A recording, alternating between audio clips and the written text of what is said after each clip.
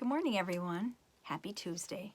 Today I'd like to read to you another one of my favorite stories, and you know I have lots of favorite stories. I especially like this story because of the illustrations, the pictures. The title of the book is called Miss Rumphius, and it's written and illustrated by Barbara Cooney.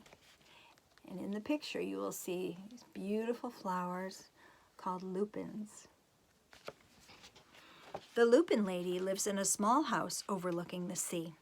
In between the rocks around her house grow blue, purple, and rose-colored flowers called lupins. The Lupin Lady is little and old, but she has not always been that way. I know. She's my great aunt, and she told me so. So the author is telling us this story about her great aunt. Once upon a time, when Alice was a little girl, she lived in a city by the sea. From the front stoop, she could see the wharves and the bristling mass of tall ships. Many years ago, her grandfather had come to America on one of those large ships. And there's Alice when she was a little girl. And there's the beautiful seaport. Can you guess what season it might be? I think you can tell. Look at the roofs and the icicles.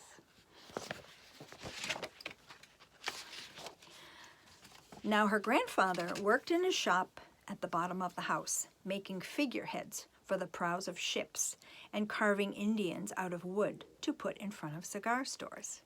For Alice's grandfather was an artist. He painted pictures, too, of sailing ships and places across the sea. He was very busy, and sometimes Alice helped him paint the sky. There she is painting, helping her grandpa. These are beautiful figureheads that they would find on sailing ships, and they're carved out of wood, so you can see that her grandfather was an artist as well.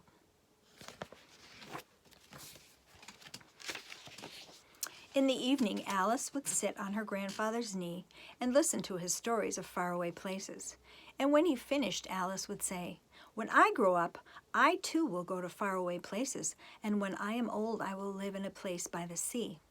"That's very well, little Alice," said her grandfather, "but there is a third thing that you must do." "What is that?" said Alice. "You must do something to make the world more beautiful," said her grandfather. "All right," said Alice, but she didn't know what that could be.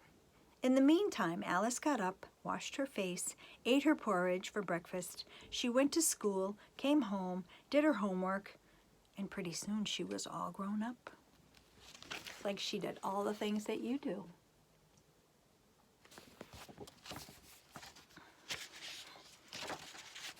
Then my great aunt Alice, who was all grown up, set out to do the 3 things she had told her grandfather she was going to do.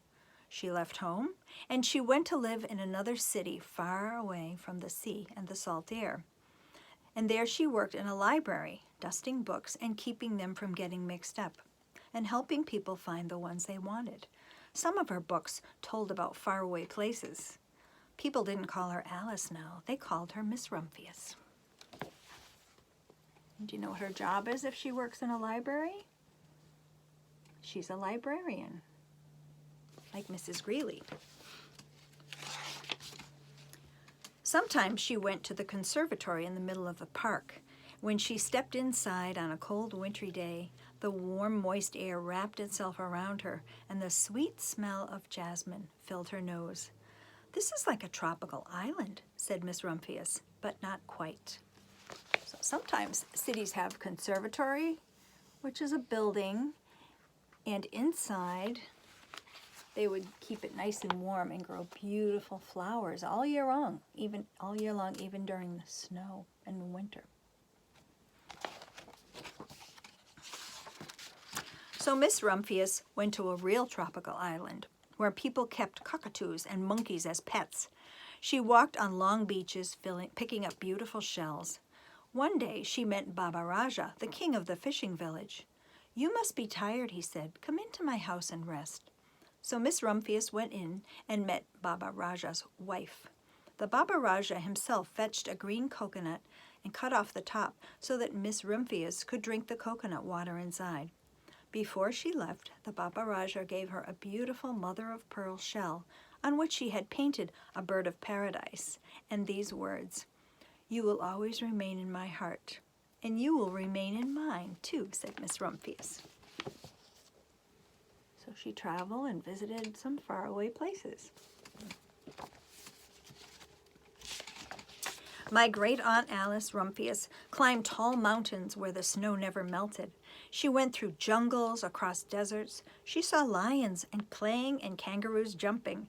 And everywhere she made friends she would never forget. Finally, she came to the land of lotus eaters, and there, getting off a camel, she hurt her back. What a silly thing to do, said Miss Rumphius. Well, I have certainly seen faraway places. Maybe it's time for me to find my place by the sea. And that's exactly what she did. Here she is riding the camel.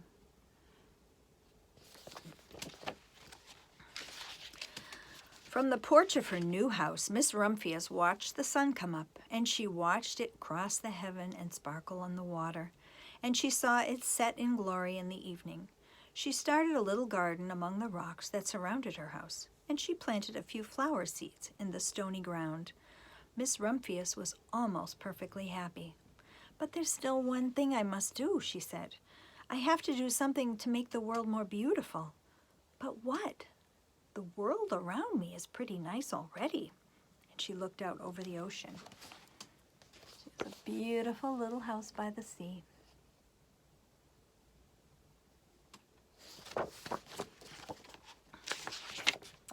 The next spring, Miss Rumphius was not very well. Her back was still bothering her, and she had to stay in bed most of the time. The flowers she had planted the summer before had come up and bloomed despite of the stony ground. She could see them from her bedroom window, blue, purple, and rose-colored. Lupins, said Miss Rumphius. I have always loved lupins the best. I wish I could plant more seeds this summer so I could still have more flowers next year. But she was not able to.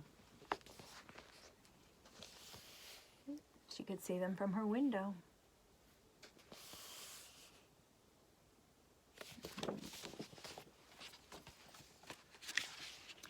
After a hard winter, spring finally came. Miss Rumphius was feeling much better. Now she could take walks again. One afternoon, she started to go up and over the hill, where she had not been for a very long time. I don't believe my eyes, she cried when she got to the top. And there on the other side of the hill was a large patch of blue, purple, and rose-colored lupins. It was the wind, she thought, as she knelt in delight. It was the wind that brought the seeds from my garden here, and the birds must have helped too.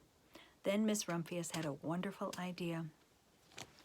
Look what she found over her hill.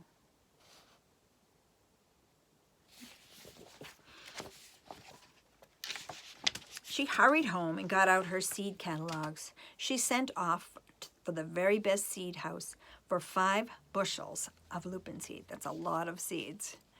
All that summer, Miss Rumphius, her pockets full of seeds, wandered over hills and headlands sowing lupins. She scattered the seeds along the highway and down country lanes.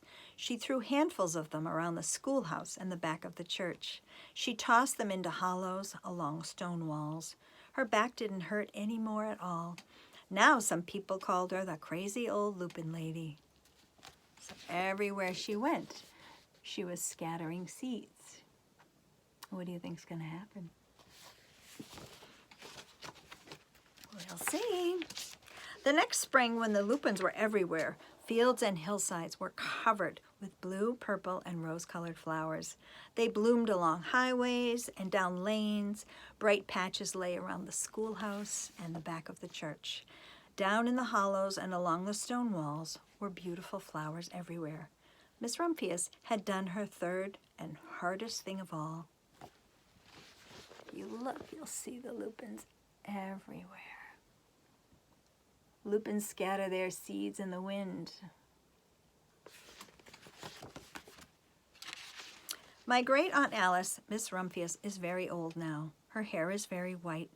Every year there are more and more lupins. Now they call her the Lupin Lady. Sometimes my friends stand with me outside her gate. We are curious to see the old lady who planted the field of lupins. And when she invites us in, they come slowly. They think she is the oldest woman in the world. She often tells us stories of faraway places. When I grow up, I tell her, I will go to faraway places and come to a home by the sea. That's very well, little Alice, said her aunt, but there is a third thing you must do. What is that? Said Alice. What is that? I asked. You must do something to make the world more beautiful. All right, I said. And there's Alice with her friends.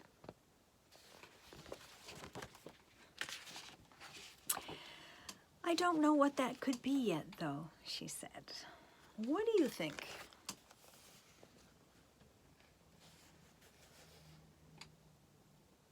Do you think the author figured out how to make the world more beautiful? I think she figured it out. Maybe she doesn't know it, but by drawing beautiful pictures and sharing with loads of lucky children like us all her beautiful books, I think she has made the world more beautiful. Good job, Barbara Cooney. I hope everybody has a wonderful Tuesday, and we will see you tomorrow.